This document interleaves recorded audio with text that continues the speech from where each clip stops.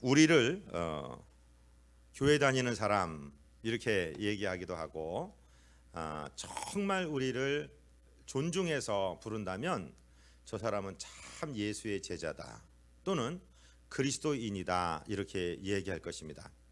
우리는 우리 스스로에 대해서 나 크리스찬입니다, 그리스도인입니다 이렇게 얘기해요. 만약에 미국 사람이라고 한다, 영어를 쓰는 사람이라면 I am a Christian 그렇게 얘기할 거예요. 크리스찬이라는 말은 크라이스트, 그리스도라는 말에다가 사람을 만드는 전미사 IAN을 붙여서 그리스도의 사람 이렇게 된 거예요. 우리나라는 한자어, 역시 한자도 외래어이긴 하지만 기독인 또는 기독교인 이렇게 쓰고, 그 외래어를 헬라말 크리스토스라는 말을 우리식으로 읽으면 그리스도가 돼서 그 그리스도에다가 사람 인자를 붙이면 그리스도인 이렇게 된다는 것이죠. 그러면 그리스도인, 영어로 크리스천, 기독교인이 도대체 뭔 소린지, 우리가 오늘은 예수님이 아니라 예수님의 사람이 된, 예수의 제자가 된 우리들은 누구인지를 성경을 통해서 공부하기를 원합니다. 성경에 그리스도인이라는 단어가 처음 등장하는 곳이 사도행전 11장인데요. 자, 성령이 강림함으로 교회가 시작되었습니다. 그리고 교회는 40살 동안 40살 되기까지 걸어본 적이 없는 사람이 베드로와 요한의 기도를 통해서 예수 그리스도의 이름의 선포를 통해서 일어나 걷게 되는 기적으로 말미암아 사람들이 모여들게 되고, 그리고 하루에 3,000명, 5,000명씩 막 회개하는 일이 생겼어요. 그러다가 스데반 집사님이라는 분의 순교로 시발된 핍박, 박해가 예루살렘에 진행이 되고, 사도들은 예루살렘에 머물렀지만 다른 모든 성도들은 이제 피난을 가게 됩니다. 로마의 박해를 피해서 예루살렘으로부터 이제 피신하면서 그냥 가면 좋은데 복음을 전하면서 갔어요. 예를 들어서 빌립 집사님 같은 경우는 사마리아 성에 이르렀는데, 그들이 그렇게 유대인들이 싫어하는 사마리아 성에서 예수 그리스도의 이름이 선포되고 놀라운 기적이 일어나고, 빌립은 또 저 이디오피아라는 아프리카에서 온 간다게라는 그 여왕의 국고를 맡은 환관 한 사람을 전도함으로 복음이 아프리카에도 전달되는 놀라운 일을 겪었죠. 그리고 나서 다른 사람들이 이제 위로 동서남북으로 흩어지기 시작합니다. 그러면서 북쪽으로 올라가서 안디옥이라는 도시에 이르게 되었을 때에 그 안디옥에서 자기 동족인 유대인뿐만 아니라 거기에 살고 있는 이방인인 헬라인들에게도 복음을 막 전하기 시작했어요. 예수 믿어야 삽니다, 예수님이 우리의 유일하신 구원의 길입니다 라 선포하는데, 그때 그 안디옥 근교에 살던 사람들이 그 예수의 제자들을 향해서 부른 말이 바로 그리스도의 사람, 그리스도인이라는 단어예요. 사도행전 11장 25절이 기록되었는데 우리 같이 한번 읽겠습니다. 제자들이 안디옥에서 비로소 그리스도인이라 일컬음을 받게 되었더라. 그리스도의 사람이라는 어떤 별명 같은 한 무리의 사람들에게 저 사람들은 그리스도의 것, 그리스도의 소유가 된 사람들이야 라는 칭호가 붙게 되었다는 거죠. 그리고 놀랍게도 그 안디옥 교회에서 처음으로 세계 선교사인 바울과 바나바가 파송을 받고 선교의 역사가 또 시작되기도 하는 것입니다. 그러면 그리스도인, 그리스도의 사람이라는 것이 무슨 뜻이냐, 저와 여러분이 어떻게 해서 그리스도인이냐 하는 것을 생각을 해보시겠습니다. 저와 여러분은 두 번 하나님의 소유입니다. 한번 따라해 보세요. 이중 소유. 우리는 두 번 하나님의 것입니다. 왜냐하면 하나님이 창조하셨기 때문이에요. 저와 여러분은 원숭이에서 진화된 것이 절대로 아닙니다. 하나님께서 창조하셨습니다. 지금 혹시 이 자리에 태중에 아이를 잉태하고 계신 분이 계십니까? 우리 일부 때는 신혼부부, 지금 우리 사랑이 엄마가 있어서 그 얘기를 했는데, 자기 뱃속에 지금 5개월이 지난 생명이 있는데 그 엄마 아빠는 그 아이의 눈을 어떻게 만들어야지, 코는 어떤 모습으로 해야지, 성품은 어떤 사람이 돼야지 생각도 못하고 있습니다. 그저 자기 씨와 배만 빌려드리고 있는 상황인데 하나님께서 그 태중에서 하나님의 작품을 만들고 있어요. 저와 여러분이 다 그 과정을 겪어 나왔기 때문에 저와 여러분은 하나님의 피조물로서 하나님이 만드셨기 때문에 하나님의 것입니다. 동의가 되십니까? 아멘. 두 번째, 저와 여러분은 죄에 팔렸습니다. 그래서 죄의 소유가 되고 하나님의 품을 벗어났습니다. 그런데 예수 그리스도께서, 하나님의 아들께서 이 세상에 인간의 몸을 입고 오셔서 당신의 보혈로, 십자가에서 흘려주신 그 희생의 피로 저와 여러분은 그 피값을 지불하고 당신 생명값을 지불하고 사셨습니다. 그래서 하나님 아버지께 올려드리며 당신의 아들이요 딸이니 받으시옵소서 하고 올려드렸다는 것입니다. 믿으십니까? 아멘. 그래서 저와 여러분이 두 번 이중 소유입니다. 이 세상의 마지막 일을 기록하고 있는 책이 요한계시록인데, 그 요한계시록은 예수님의 12제자 중에 막내 제자, 맨 나이가 어렸던 요한이라는 사람이 반모섬에 위배되었을 때 환상을 기록하고 있어요. 거기 보니까 하나님의 생명의 두루마리가 내려왔는데, 이 생명의 두루마리, 그때는 책이 이렇게 제본된 책이 아니라 양피지나 파피루스 같은 데에 제본돼서 이렇게 봉인이 되어서 묶여있는 두루마리입니다. 그런데 이 두루마리를, 봉인을 풀고 여시기에 합당한 사람이 없어서 막 울음이 나오고 통곡하고 있는데 천사들이 노래를 하는 거예요. 이 봉인을 떼시고 이 생명의 책을 여실 한 분이 계신다. 그분이 누구냐 하는 것을 이렇게 노래합니다. 주보에 요한계시록 5장 9절 10절이 기록되었습니다. 우리 함께 읽겠습니다. 그들이 새 노래를 불러 이르되 두루마리를 가지시고 그 인봉을 떼기에 합당하시도다. 일찍이 죽임을 당하사 각 족속과 방언과 백성과 나라 가운데에서 사람들을 피로 사서 하나님께 드리시고 그들로 우리 하나님 앞에서 나라와 제사장들을 삼으셨으니 그들이 이 땅에서 왕노릇 하리로다 하더라. 자, 그 두루마리의 봉인을 떼시기에 합당한 분이 계신데 그분이 누구냐면 일찍이 죽임을 당한 어린 양이다. 십자가에서 죽음을 당하시면서 우리를 위해 버리신 분이다. 근데 생명을 버리시고 뭘 샀느냐? 저와 여러분을 그 당신의 피값으로 사셔서 하나님께 올려드린 그분이다. 바로 누굽니까? 예수 그리스도 그분입니다. 그래서 예수 그리스도만이 생명의 책의 인봉을 뗄 수 있는 유일한 분입니다. 어떤 이단에서 얘기하는 것처럼 이긴 자니 무슨 말도 안 되는 소리를 하면서 그게 무슨 지금 사는 이만이니 뭔 그런 정신없는 소리를 하는 사람들을 그걸 처리를 해야 되겠습니까? 안 해야 되겠습니까? 여러분, 우리 구주 예수 그리스도만이 저와 여러분을 당신의 피값으로 사서 하나님 아버지께 그의 소유로 올려드린 유일하신 분이신 줄로 믿으시기 바랍니다. 그래서 저와 여러분이 첫 번째는 하나님이 창조하셨기 때문에 하나님의 피조물로 하나님의 소유이고, 두 번째는 죄로 팔린 우리를 하나님의 아들 예수 그리스도께서 당신의 몸의 피값을 지불하시면서 아주 사셔서 죄로부터, 사망으로부터, 저주로부터 사셔서 하나님 품에 올려드렸기 때문에 저와 여러분이 이중 소유, 두 번 하나님의 소유입니다. 절대로 하나님은 우리를 포기하지 않으십니다. 우리는 반드시 영생을 얻었습니다. 반드시 승리합니다. 그래서 그리스도인이라는 말에는 능력의 이름이 들어가 있는 거예요. 그리스도의 사람으로 도장을 꽝꽝 찍어 놓으신 것입니다. 옆에 분한테 얘기 좀 해주세요. 정말 이렇게 위대하신 분을 제가 몰라 뵀습니다. 시작. 정말 존귀한 거예요.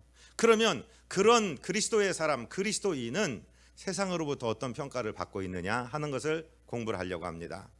오늘 우리가 지금 공부하는 고린도 후서는 이 사도 바울이라는 분이 썼는데, 고린도 후서는 이렇게 쓰여졌어요. 고린도 교회는, 고린도라는 지역이 그 아가야라는 도에 있는 도시의 이름인데 항구 도시이고 엄청난 교역량이 왔다 갔다 하는 그리스, 헬라 문화 중심의 도시입니다. 그런데 여기는 돈이 많이 돌고 이방인도 많고 무역도 많고 하다 보니까 아주 혼잡하고 또 코린티안이라고 얘기하면 아주 환락에 빠져 있는 사람, 폭식가, 막 이 환락가 이런 사람들을 얘기하거든요.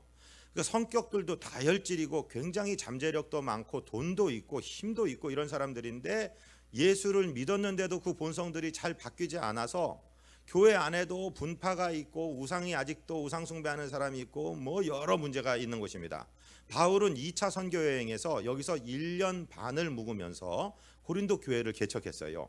그리고 첫 번 편지를 써서 지금 우리에게 복음을 이렇게 전해주게 된 예루살렘에 큰 기근이 나서 어려우니까 내가 당신들한테 지나갈 때 헌금을 좀 모았다가 나한테 주세요. 그러면 내가 예루살렘에 우리 형제들을 좀 도우러 가겠습니다. 뭐 이런 식의 이제 편지를 써놓고 긴가민가 해서 디모데라는 제자를 보내봤더니 갔다 와서 하는 소리가 아이고 말도 마세요. 교회가 네 조각이 났습니다. 서로 싸우고 있습니다. 예? 그리고 교회 안에 우상이 그냥 남아있고 성도 간에 음행하는 일까지 나왔고 이거 보통 일이 아닙니다. 그래서 이제 바울이 직접 갔어요. 3차 선교여행 때 직접 갔어요. 그래서 자기가 가면 안정될 줄 알았는데 더 험한 일을 당합니다. 당신 사도 맞습니까? 사도가 왜 이렇게 말주변이 없습니까? 왜 이렇게 말을 더듬습니까? 사도인데 왜 이렇게 어려운 일만 당하십니까? 왜 한 번 온다고 이렇게 늦게 오셨습니까? 그러니까 바울이 기가 막혀서 이제 큰 실망을 하고 돌아옵니다. 그리고 나서 엄청 무서운 메시지를 눈물을 흘리며 써서 보냈습니다. 근데 그 두 번째 편지가 소실이 돼서 지금 나타나지 않아요. 거기 심한 징계 말을 해서 당신들 큰 심판을 받을 것이다. 그따위로 신앙생활하다가는 큰일 날 거야. 막 이러면서 경고의 소리를 보냈는데 그 경고의 소리를 듣고 많은 사람이 회개를 했어요. 그런데 아직도 회개하지 않은 사람도 있는 상태에서 지금 세 번째 편지가 우리 고린도 후서입니다. 이 고린도 후서는 다른 어떤 책보다 바울의 감정이 많이 실려 있는 책입니다.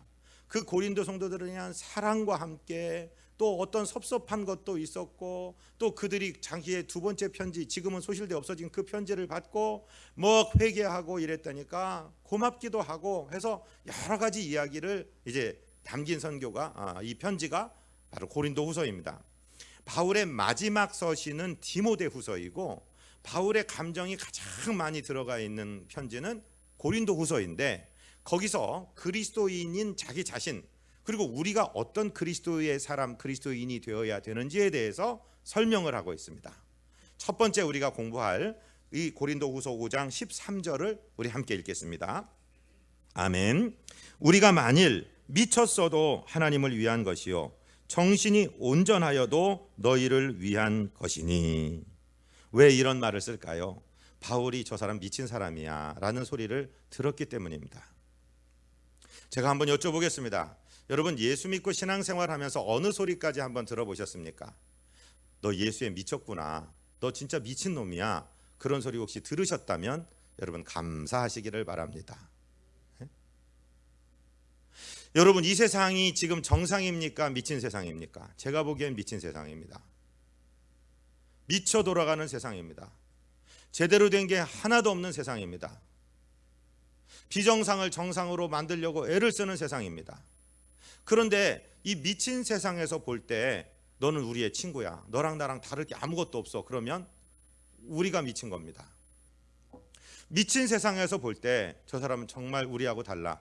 저 사람은 우리 같은 사람이 아니라 예수에 미친 사람이야 라고 얘기할 때 우리는 정상이 되는 것입니다.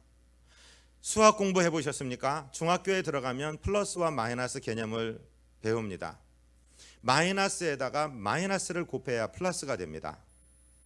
마이너스가 우리 보고 플러스 너는 내 친구 그러면 우린 마이너스입니다. 미친 세상에서 우리를 미쳤다고 얘기해야 된다는 거예요. 한 번 정도는 예수 믿으면서 예수에 미쳤다는 소리를 한번 들어봐야 됩니다. 여러분 신앙생활을 오래 하고 교회 생활 오래 하는데 왜 목사님 나는 다람쥐 쳇바퀴 돌아가는 것 같이 뭐 변하는 것도 없고 매일 죄졌다가 일어났다가 자빠졌다 일어났다 이러고 평생을 갑니까? 한다면 예수에 미쳐보셨는지 한번 여쭙고 싶습니다. 오늘 바울은 이야기합니다. 우리가 미쳤어도 하나님을 위한 것이요 온전하더라도 당신들을 위한 것입니다. 고린도 교회 성도들이요 이렇게 얘기하는 거예요. 예수님께서도요 미쳤다는 소리를 들으셨어요. 제가 한번 읽어드릴 테니까 들어보십시오. 마태복음 12장 24절 바리새인들은 듣고 이르되 이가 귀신의 왕 바알세불을 힘입지 않고는 귀신을 내어 쫓아내지 못한다 하느니라 하거늘. 예수님의 사역 현장에서 질병이 치료되고 귀신이 떠나가니까 바알세불이라는 귀신의 왕에 집혀서 거기서 붙들려서 귀신의 이름으로 귀신을 쫓아낸다. 저 사람 미쳤다. 귀신 들렸다. 이런 소리를 들었어요. 오죽하면 예수님의 어머니와 예수님의 육의 동생들, 즉 예수님은 성령으로 마리아의 몸에서 잉태되셨지만 그 요셉과 마리아 사이에 마리아가 예수님을 출산하고 나서 낳은 동생들이 있습니다. 그 사람들이 예수님을 찾아왔어요. 이 미쳤다는 소리를 듣고. 마태복음 12장 46절 47절에서는 예수께서 무리에게 말씀하실 때에 그의 어머니와 동생들이 예수께 말하려고 밖에 섰더니 한 사람이 예수께 여짜오되 보소서 당신의 어머니와 동생들이 당신께 말하려고 밖에 서 있나이다. 예수님의 동생들도 사람들이 얘기하니까 자기 형이 미친 줄 알고 예수님을 찾아온 거예요. 그럴 때 예수님이 누가 내 형제요 누가 내 어머니냐, 여기 하나님의 말씀을 듣고 하나님의 뜻대로 행하는 사람이 내 어머니요 내 형제다, 이렇게 말씀하신 적이 있죠. 이 정도입니다. 지금 이 고린도후서를 쓰고 있는 사도 바울이 나중에 유대인들의 공격을 받고, 이 사도 바울이 로마 사람인지라 유대인인데 로마의 시민권을 가지고 있는 이중 시민권자이기 때문에 로마 황제에게 나를 좀 판단해 주십시오 하고 항소하게 됩니다. 그럴 때 그 지금 유대 지역을 다스리는 관리가 둘이 있는데, 이 이스라엘 조그만 땅덩어리를 두세 조각으로 나누어서 어떤 지역은 로마로부터 파송받은 총독이 다스리고 어떤 지역은 분봉왕 헤롯 가문이 다스립니다. 가이사랴라는 곳에 재판을 받으러 갔는데 그 지역의 행정관은 로마의 총독인 베스도라는 사람이고, 그 옆에 갈릴리 지역의 분봉왕인 헤롯 아그리빠라는 사람이 둘이 만나게 되었어요.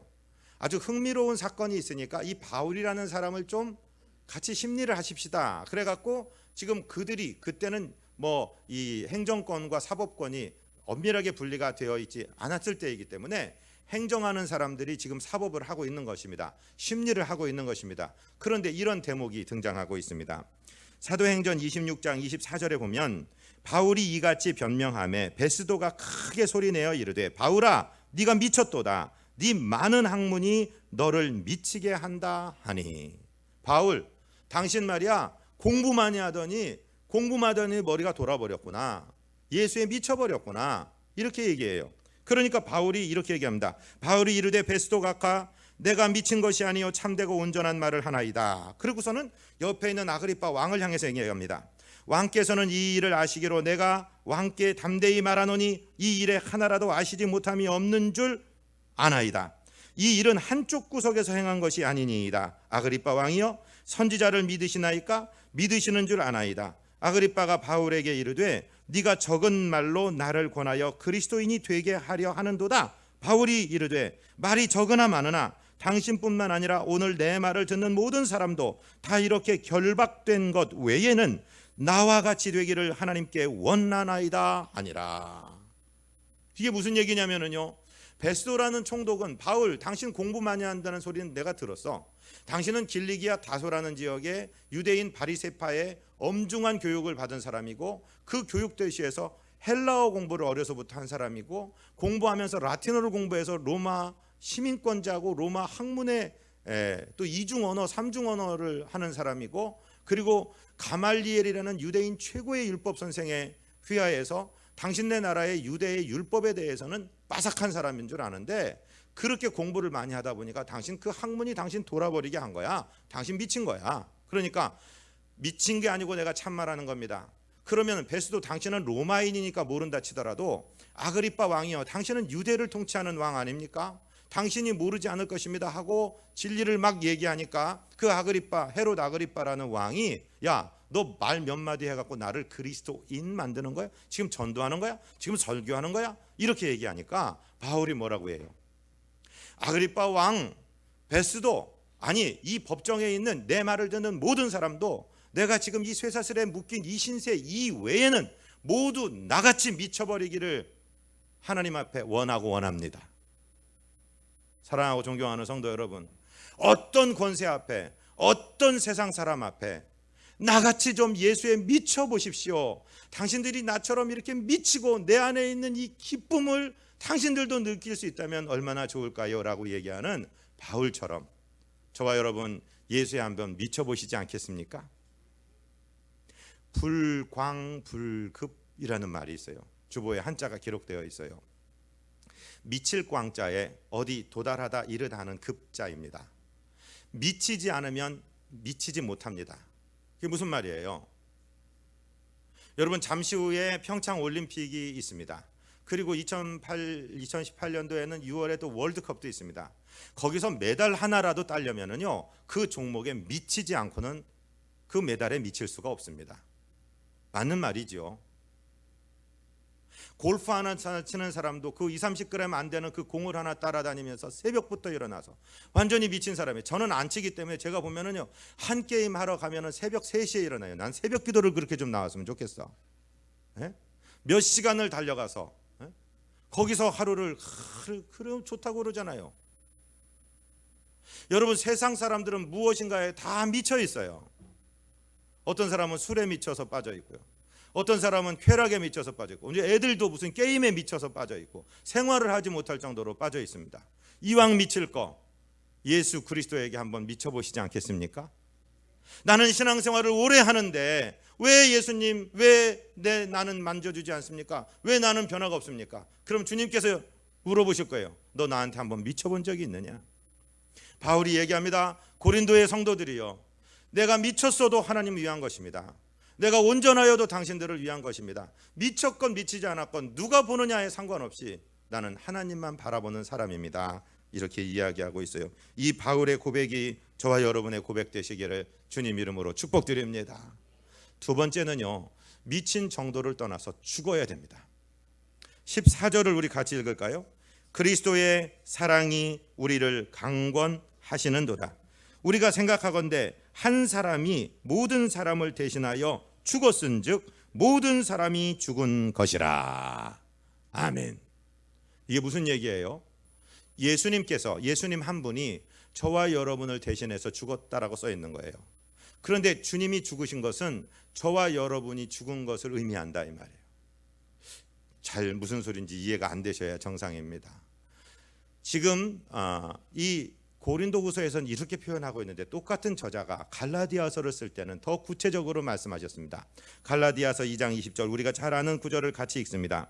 내가 그리스도와 함께 십자가에 못 박혔나니 그런즉 이제는 내가 사는 것이 아니요 오직 내 안에 그리스도께서 사시는 것이라.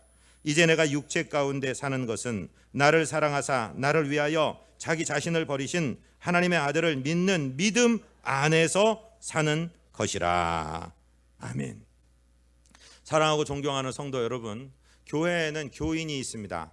저 교회 다니면 목사가 하는 얘기를 들어보면 뭐 맞는 말도 있는 것 같고 재미난 말도 있는 것 같고 마음도 편안하고 그래서 다니는 분입니다. 그분은 예수의 제자가 아닙니다. 그냥 교인입니다. 저는 우리 비전교회에 교인이 한 명도 없게 되기를 축복합니다. 모두 그리스도의 제자가 되시기를 주님 이름으로 부탁을 드립니다. 그리스도의 진정한 제자, 그리스도인이라고 해야 된다면 그리스도와 함께 십자가에 죽어야 됩니다.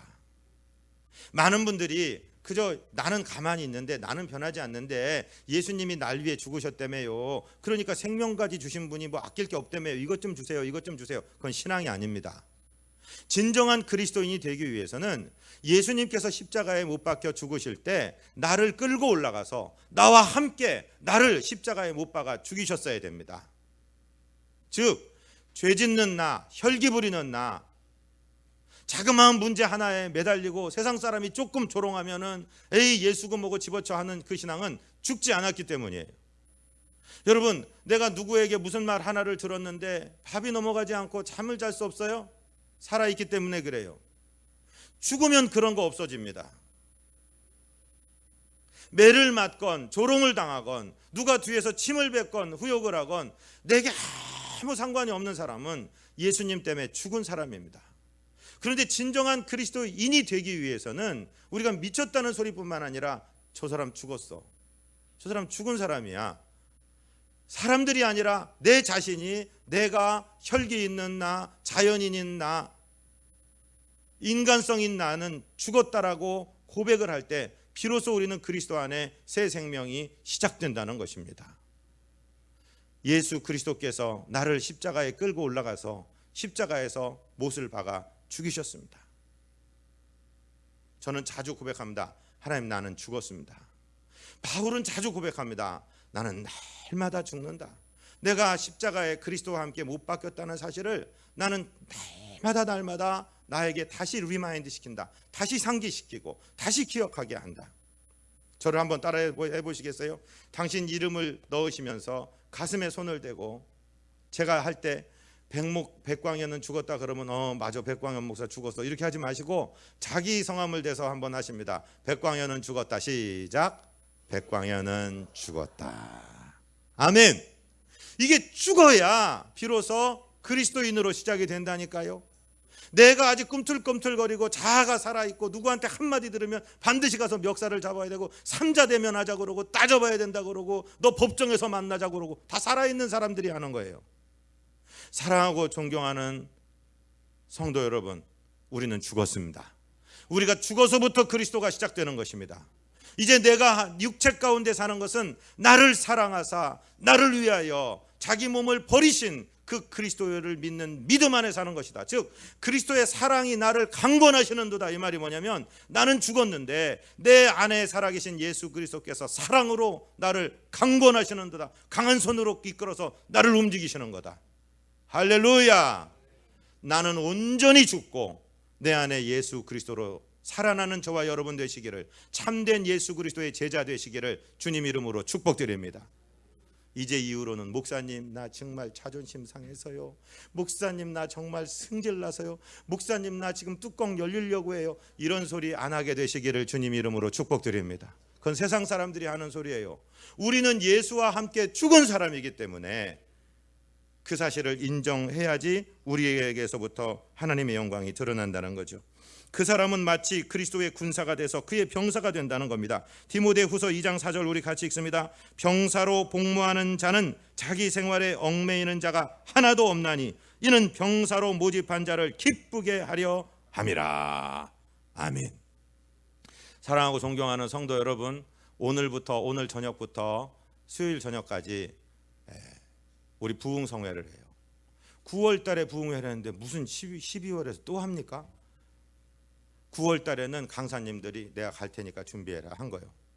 지금 이거는 제가 강사를 2년을 졸랐어요. 몸이 약하셔서 못 오신다는데 반드시 2017년 가기 전에 오셔야 됩니다. 어저께 새벽에 라오스에서 도착하셨다는데 라오스가 너무 덥다고 문자를, 거기가 한 35도 40도 될 거예요. 지금 영하 10도니까 일교차가 한 40도 내지 50도 나는데 이제 오시는 거예요. 재작년 초에, 그러니까 한 딱 만으로 2년쯤 전에 1월 달에 심정지가 오셔서 이제 하늘나라 문턱까지 가셨다가 오신 목사님입니다. 이분은 정말 예수 위에 죽고 예수 위에 사는 분입니다. 우리가 11월에 다니엘 세일의 기도를 하면서 많은 감동을 겪었습니다. 그런데 이제 이것을 내 손에 실체로 만드는 3박 4일이 시작되는 겁니다. 예수님께 한번 미치시기를 주님 이름으로 권유를 드립니다. 예수님 안에서 한번 죽어보시기를 주님 이름으로 축복드립니다. 그러면 내가 죽으면 내 가정 살릴 수 있습니다. 정말입니다. 내 미래 2017년에 한번 완전히 뒤집어지셔서 2018년부터 능력 있는 예수의 종으로 살게 되시기를 주님 이름으로 부탁을 드립니다. 우리가 지금 예수의 이름에 2번 소유가 되었고 그분의 군대의 병사로 모병이 되었습니다. 예수 그리스도의 영광을 위해서 내가 살아간다면 내 잡으라한 인생에 매일 길이 없어요. 지난주에 어느 목사님 설교를 들었습니다. 그분 그렇습니다. 많은 분들이 신앙생활을 하는데 시간 없다고 합니다. 시간이 왜 없습니까? 시간은 선인에게와 악인에게 일주일 7일 하루 24시간 다 주어져 있어요. 시간은 있어요. 중요성이 떨어지는 거지. 그 24시간에 이게 생명보다 중요한 일이라면 그거 먼저 하는 거예요. 그러니까 시간이 없는 게 아니라 중요성이 없는 거예요. 저와 여러분 예수님에 한번 미치시고 예수 위해서 한번 죽으시고 그렇게 3박 4일을 한번 지내보시기를 강하게 권유드립니다. 백 목사 사람 좋은 사람이라 이렇게 강한 어조로 말하는 것이 1년 가야 한 번도 없습니다. 부탁을 드립니다. 좋은 것이기 때문에 그렇습니다. 우리 하나님은 좋으신 하나님이십니다. 왜 우리에게 강하게 말씀하실까요? 좋은 거 주시려고 하시는 것입니다. 병원에 지금 당장 24시간 내 수술 안 하면 당신 죽습니다. 그러면은 나 급한 일 메꿔놓고 할게요. 한 달 미뤄요? 한 달 누구 맘대로 미뤄요? 그럴 수 없어요. 하나님께서 지금 이 시간 내놔라. 그럴 때는 내놓으시기를 주님 이름으로 부탁드립니다. 아멘 좀 크게 하십시오. 아멘. 너무 추워서 왔다 갔다 하기 힘드시면 교회에서 주무세요. 저녁 집회 끝나고 주무시고 새벽 기도 끝나고 가시고 교회에서 출퇴근하셔도 괜찮습니다. 우리 교회 방은 많지 않습니다만은 그래도 주무실 수는 있을 겁니다. 아멘 좀 하십시오. 아멘. 오늘 말씀의 마지막 절을 우리 같이 읽습니다. 15절입니다. 그가 모든 사람을 대하여 죽으심을 살아있는 자들로 하여금 다시는 그를 자신을 위하여 살지 않고 오직 그들을 대신하여 죽었다가 다시 살아나신 이를 위하여 살게 하려 함이라. 다시 말해서 저와 여러분이 이제는 나를 위해 죽었다 살아나신, 나에게 영생을 주신, 지옥불로 질주하는 나를 세우셔서 나를 그 불구덩이에서 끄집어내셔서 하나님의 생명의 나라로 옮기신 그분을 위해서 사는 것으로 살게 하려고 나를 위하여 죽어주셨다라고 오늘 말씀하고 있습니다. 영어 공부 하나 하시겠습니다. 그리스도인은 어떤 분이 재미나게 붙였어요. 크리스찬이라는 영어는 크라이스트라는 그 영어에다가 IAN을 붙였다고 했죠. 주보에 아주 친절하게 써놨습니다. 그래서 여기 이 중학교 학생들 계시면은 고등학생, 대학생, 목사를 따라서 영어로 된 부분을 한번 읽어보겠어요. 시작. Christ is all now. 이게 무슨 말이에요? 이게 Christ, 그리스도, is, 입니다. all, 모든 것, now, 이제. 연결을 시켜보세요. 옛날에는 그리스도가 something, 조금 중요한 거예요. 아니면 nothing, 나하고 관계없는 거예요. 그런데 이제는 이분이 everything이에요. 이제는 그리스도가 전부예요. 옛날에는 교회에 평안한 마음을 얻고 가보면 좋기도 하고 뭐 점심도 먹고 하니까 왔어요. 그런데 이제는 나를 사랑하는 나의 소유주가 되시는 나의 주님을 만나러 오는 거예요. 그분을 예배하러 오는 거예요. 내 인생 살아있는 의미가, 더 살아야 될 의미가 이제는 그리스도밖에 없어요. 그렇게 고백하는 사람, Christ is all now. 이제부터는 그리스도가 나의 전부입니다라고 고백하는 사람들이 크리스찬, 그리스도의 사람이라는 거예요. 사도 바울은 당신의 인생의 목적을 인생의 중반까지 갈 때 깨닫지를 못했어요. 내가 왜 유대인으로 태어났는데 왜 우리 집안에 로마의 시민권을 가지고 있어서 내가 로마 시민이 됐지? 왜 우리 부모는 가말리엘이라는 최고의 율법 선생에게 나를 어려서 율법 교육을 시켰지? 왜 우리 부모는 나에게 외국어 교육을 시켜서 내가 그리스어와 라틴 공부를 하면서 라틴어를 알 수 있게 됐지? 그런데 나중에 이 사람이 예수님, 부활하신 예수님을 다메섹 도상에서 만나고 그에게 눈이 멀어, 그 예수님의 광채 때문에 눈이 3일 동안 멀어 있었는데 아나니아라는 사람을 보내서 안수하면서 눈에 피늘이 떨어지면서 그를 통해 들은 하나님의 음성, 내가 형제 당신을 만나러 올 때 하나님께서 내게 분명히 말씀하신 당신의 인생의 목적을 얘기하겠소 하면서 해준 말씀이 바로 이 말씀이에요. 주보의 마지막에 사도행전 9장 15절이 기록되었습니다. 주께서 이르시되 가라, 이 사람은 내 이름을 이방인과 임금들과 이스라엘 자손들에게 전하기 위하여 택한 나의 그릇이라. 아나니아에게 하나님께서 말씀하신 내용이에요. 가. 아니 우리를 핍박하는 그 무시무시한 사울에게 저는 못 갑니다. 갈 수가 없습니다. 그러니까 그러지 말고 가거라. 사울 이 사람이 누군지 아냐? 바울 이 사람이 누군지 아냐? 이 사람은 내 이름을 이방인과 임금들과 이스라엘 사람들에게, 헬라어를 할 줄 알고 라틴어를 할 줄 아니까 이방인에게, 많이 배웠으니까 어떤 임금을 만나도 말할 수 있으니까 임금에게, 그리고 유대인으로 태어났으니까 이스라엘 사람들에게 전하기 위해 택한 내 그릇이니까 가거라. 사랑하고 존경하는 성도 여러분, 내가 이 땅에 왜 태어났는지, 내가 왜 살고 있는지를 아시고 사신다면 행복한 분입니다.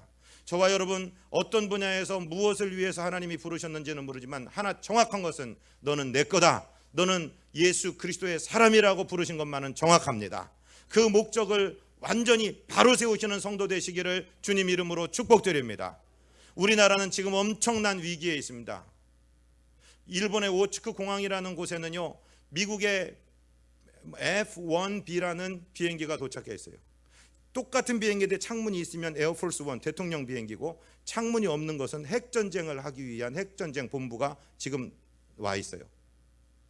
외신 사람들, 외국 방산 사람들이 내일 18일 날 미국이 북한을 폭격한다는 소리가 돌고 있어요. 주류 언론에서 말하지 않는 거예요. 영국, 미국 군대들이 다 움직이고 있어요. 항공모함들이 지금 오고 있어요. 우리 한국 사람들만 모르고 있어요. 우리 미래가 어떻게 될지 우리는 몰라요. 분명한 건 기도할 때라는 것입니다. 그리고 우리의 인생의 목표가 먹고 살기 위해 사는 것이 아니라 그리스도의 사람 되기 위해서 우리 남은 여생이 지금 남아있다. 우리가 이 사실을 인식하시기를 바랍니다. 가장 먼저 점검해야 될 거, 하나님과 나와의 관계. 예수 그리스도는 누구인가? 나는 그분에게 어떤 분인가? 나의 창조주를 향해서, 나의 구세주를 향해서 나는 어떤 자세로 서 있으며 어떤 자세로 살 것인가?